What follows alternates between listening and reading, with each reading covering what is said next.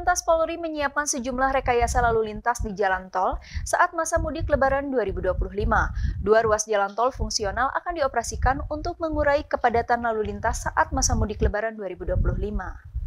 Korlantas Polda Jajaran, tepuk tangan. Korlantas Polri bersama Kementerian Perhubungan dan Kementerian Pekerjaan Umum serta stakeholder terkait menggelar rapat persiapan mudik Lebaran 2025. Dan penandatangan SKP 3 Menteri di kantor Korlantas Polri, MT Haryono, Jakarta Selatan.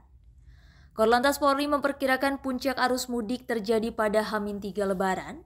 Untuk mengantisipasi kepadatan lalu lintas, Korlantas Polri telah menyiapkan skenario menjelang mudik Lebaran 2025 mendatang.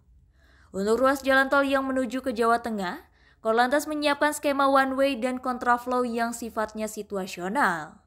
Skema one way salah satunya akan diterapkan di ruas tol Jakarta Cikampek, mulai dari kilometer 34 menuju Cipali.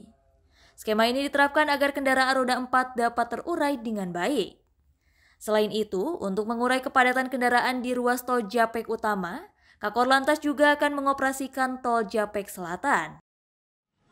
Jalan tol nanti akan terjadi bangkitan arus yang cukup tinggi, sehingga strategi kita apa? Yang pertama adalah kontraflow. Kontraflow nanti tergantung tempatnya di mana dan bagaimana caranya. Itu nanti sudah kita rumuskan. Yang kedua, bila terjadi puncak arus, biasanya H-3, ini akan kita lakukan one way, namanya one way nasional. Ini akan kita berlakukan, termasuk juga pada saat nanti arus balik. Jadi H-3 atau H-2 nanti akan kita umumkan ketika terjadi bangkitan arus, kita akan melakukan one way arus balik. Korlantas mengimbau kepada masyarakat yang akan mudik agar selalu mematuhi peraturan dan kedisiplinan sebagai kunci kelancaran arus lalu lintas musim mudik 2025 ini.